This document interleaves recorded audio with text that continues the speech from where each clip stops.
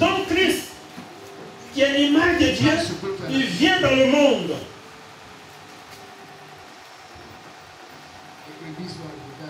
Il vient dans le monde.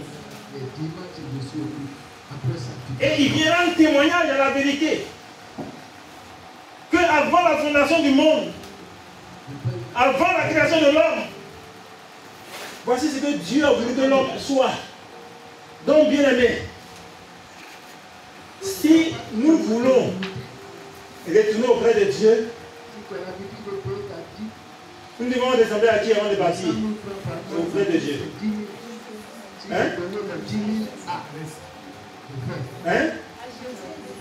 Alléluia. Parce que Dieu dit, créons l'homme à notre image. Il dit, si tu n'es pas l'image de Dieu, est-ce que tu peux partir? Tu ne peux plus partir. Maintenant, pour ressembler à Dieu, qu'est-ce qu'il faut? Alors que la Bible dit, le mystère caché de tout temps et dans tous les âges. Le mystère caché de tout temps et dans tous les âges, mais révélé maintenant à nous. Savoir Christ en nous. C'est qui? C'est quoi? Christ en nous, l'espérance de la gloire. Christ en nous. Voilà, Paul peut dire, maintenant si je vis là, ce n'est plus moi, Paul, qui vit. C'est Christ qui vit là. C'est Christ qui est l'image de Dieu.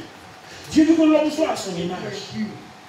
Si je ne suis pas, si je veux mourir tel que je suis, je ne verrai pas Dieu. Parce que je ressemble plus à Satan. À cause du mensonge qui est en moi, à cause de la méchanceté qui est en moi. Je ressemble à Satan. Donc si je meurs dans mon état naturel, je ne peux pas aller vers Dieu. Parce que Dieu n'est pas méchant. Ou bien Dieu est méchant? Non. Est-ce que Dieu est égoïste? Non. Est-ce que Dieu est menteur? Non. Dieu vole? Non. Alléluia. Dieu ne séduit pas. Le premier séducteur, c'est le diable. Donc si je compte encore séduire quelqu'un, si je compte encore escroquer quelqu'un, je suis en train de faire, de m'appliquer à être l'image de l'autre, de l'adversaire de Dieu. Et la plupart des gens s'appliquent à être l'image de l'autre que de Dieu. Mais la vraie image de Dieu, c'est Christ. Alléluia. Amen. Voilà pourquoi la Bible dit, nous devons nous dépouiller de notre nature. Jésus a dit quoi? Celui qui aimera sa vie, il la perdra. C'est pas ça? Celui qui aimera sa vie, ta propre vie, là, si tu aimes encore ça, tu vas perdre. Mais qu'est-ce qu'on doit aimer? Christ en nous. Alléluia. C'est Christ. Pour Christ, nous devons nous séparer de notre ancienne vie. Pour Christ soit notre vie. L'apôtre Paul dit, Christ est ma vie. Et mourir mais un gain maintenant. Alléluia. Si je meurs maintenant, parce que Christ est ma vie, alors je meurs de la victoire. De ce que j'ai pu devenir l'image de Dieu comme au commencement.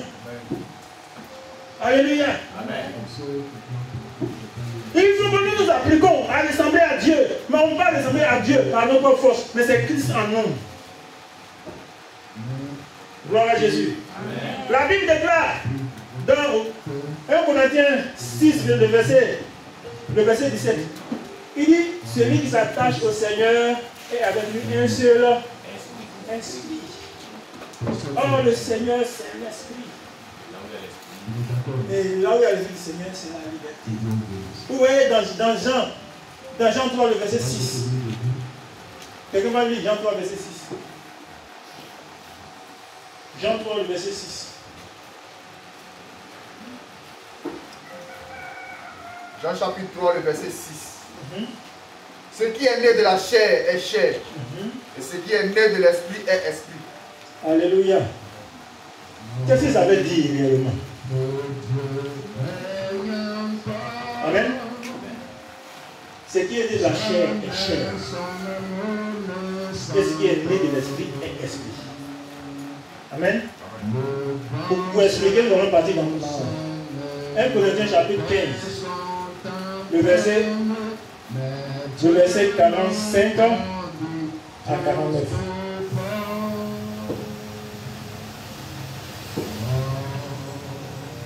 1 Corinthiens 15.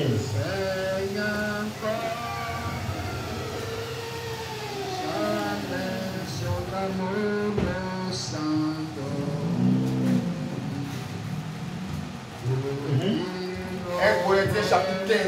Oui. À partir du verset 45 à 49. Oui. Je lis la parole de Dieu. Amen. C'est pourquoi il est écrit. Le premier homme, Adam, devient une âme vivante. Le dernier Adam est devenu un esprit vivifiant. Mais ce qui est spirituel n'est pas le premier. Ce qui est animal, ce qui est spirituel vient ensuite. Le premier homme, tiré de la terre, est terrestre. Le second homme est du ciel. Tel est le terrestre. Tels sont aussi les terrestres. Et tel est le céleste. Tels sont aussi les célestes. Verset 49. Et de même que nous avons porté l'image du terrestre, nous porterons aussi l'image du céleste. Amen. Vous voyez ici, la Bible parle de deux genres d'hommes. Verset 45 dit quoi? Dit, c'est pourquoi, on écoute bien, c'est pourquoi il est écrit, le premier homme, Adam, devient une âme vivante. Le dernier Adam est devenu un esprit vivifiant. Il y a combien d'Adam ici? Il y a deux Adam. Amen. Il y a deux Adam. Les deux Adam, c'est qui et qui? Qui va m'expliquer? Qui va répondre? Oui? Il y a l'Adam, l'esprit, et il y a l'Adam, la chair. Acclamez le Seigneur.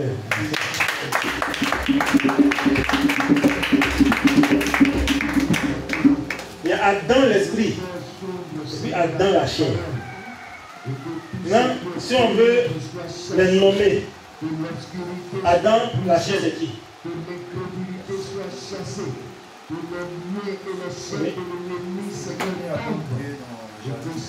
Acclamez le Seigneur. Et Adam l'esprit c'est qui? Oui. C'est Jésus-Christ. Acclamez le Seigneur. Parce que ça, ce sont les mystères de l'évangile. Hein. Alléluia. Vous voyez, ils ont parlé Adam qui a été créé dans le jardin. Donc lui, c'est le premier Adam. Et puis Adam, le dernier Adam. La Bible dit le premier Adam et le dernier Adam. Et quand on lit dans Romains, la Bible dit le premier Adam est la figure du dernier Adam. Alléluia. Et quand on a lu dans Jean tout à l'heure, on dit celui qui est né de la chair est chair. Et celui qui est né de l'esprit est esprit. Le dernier Adam est esprit vivifiant. C'est pas ça? Il est esprit. Alléluia. Il est l'esprit. Et celui qui est né de lui, il est aussi quoi? Esprit. Amen. C'est-à-dire Dieu a créé Adam à son image au départ, mais comme il a renoncé à Dieu pour obéir au diable, pour écouter le diable, pour rentrer dans le péché, pour que le péché rentre dans sa vie, tous les enfants du premier Adam sont pécheurs comme le premier Adam. Donc ils sont disqualifiés du royaume de Dieu. Alléluia. Alléluia. Amen. Les enfants du premier Adam sont disqualifiés. Ils ne peuvent pas. Si tu meurs en tant qu'enfant du premier Adam, la porte du royaume de Dieu est fermée. Amen. Voilà pourquoi Dieu a envoyé le dernier Adam. Pour que nous naissions de nouveau. C'est là qu'on parle de nouvelle naissance. Alléluia. Quand quelqu'un est né de nouveau, il est né deux fois. C'est pas ce que vous avez dit. Amen. Amen. Quand on dit que quelqu'un est né de nouveau, quelqu'un est né de nouveau. C'est-à-dire qu'il était né avant, mais maintenant il est né encore. C'est pas ça? Il est né de nouveau. Donc la première naissance résulte du premier Adam. Tous ceux qui sont sur la terre là, sont enfants du premier Adam. Et quand ils vivent là, ils ne vivent que pour leur gloire et non pour la gloire de Dieu. C'est pas ça? Dans le monde là, c'est ça, il faut qu'on t'acclame. C'est comme celui qui ne va t'acclamer là, tu le persécutes. Amen. Quand Aman passait, tout le monde se prosternait. C'est pas ça? Mais quand Mardoché a devenu se prosterner, qu'est-ce qu'il a fait? Il a commencé à persécuter Mardoché. Aman, c'est le sang de la chair, le type de la chair. Amen. La chair. Qui veut faire comme le diable. Son indépendance de Dieu. Sa gloire personnelle. Amen. Donc, quand Dieu dit celui qui est né de la chair est chair, mais celui qui est né de l'esprit est esprit. Qui fait naître de l'esprit? C'est Jésus de Nazareth. Alléluia. Alléluia. Amen. Nous vivons dans le péché là parce que nous avons revêtu la nature de Dieu qui nous a mis au monde. Le bébé Adam. L'Adam qui est une âme vivante. Quand on dit une âme vivante, on dit une âme qui vit. Alléluia. Amen. Qui ne peut pas donner la vraie vie. Alléluia. Il vit, mais le dernier Adam est un esprit vivifiant. Quand on dit vivifiant, ça veut dire quoi? Qui communique la vie, vivifier, libérer la vie. Alléluia. Amen. Donc Christ est venu comme le dernier Adam. Comme l'Adam qui donne la vie, comme l'homme nouveau qui est l'image de Dieu. Jésus-Christ est venu comme l'homme nouveau qui ressemble à Dieu. Donc tel Dieu est, tel Jésus-Christ est. Et la Bible déclare que ceux qui sont nés de nouveau, tel lui Jésus-Christ est, telles ces personnes sont. Voilà pourquoi nous devons avoir Christ en nous. La Bible dit Christ en nous, c'est l'espérance de la gloire. La gloire de quoi? Pas la gloire de ce monde, mais la gloire éternelle de Dieu. Amen.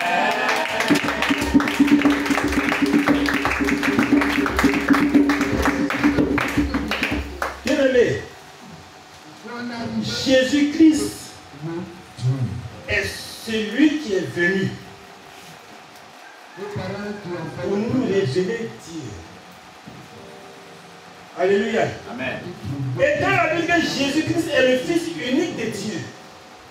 J'ai dit à quelqu'un un jour, attends, si la Bible dit car Dieu a aimé le monde, qu'il a donné son Fils unique, avec quiconque croit en lui ne périsse pas, mais qui est la vie. Quand on parle de Fils unique, ça veut dire quoi? Qu'est-ce que ça veut dire? Ma vie. Fils unique, ça veut dire quoi?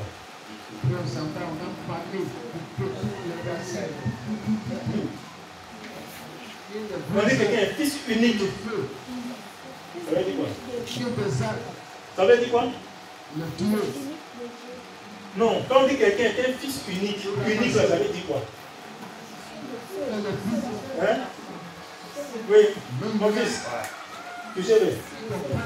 Ça veut dire quoi? Tu veux l'attraper? Quand on parle de fils unique, ça veut dire que d'autres enfants que lui. Si on dit cette femme-là, c'est son fils unique là. C'est-à-dire à part le fils là, mais c'est la fille unique. C'est-à-dire à part la fille, il n'y a pas d'autres enfants. Il n'y a pas d'autres filles. Alléluia. Donc si Jésus est le Fils unique de Dieu sur la terre, et les autres hommes, ils sont fils de qui? Tu vas me répondre ça aussi. Dieu a un seul fils, unique. Alors que Jésus n'est pas sur cette terre, on dit le Fils unique. Et les autres? Oui.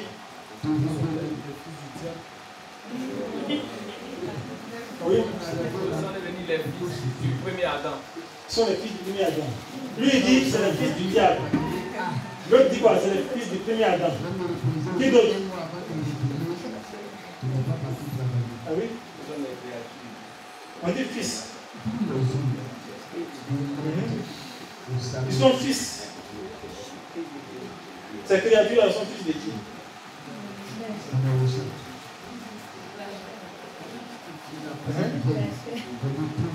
Pardon?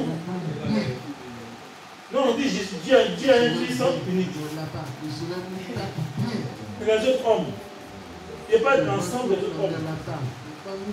Dans rien ensemble. Qui veut ajouter quelque chose? Hein? Alléluia. On va prendre la Bible. C'est la Bible qui répond à la Bible. Alléluia. On va prendre la Bible. La Bible va s'expliquer. Parce que s'il parle, on dit non, le passé a dit ça.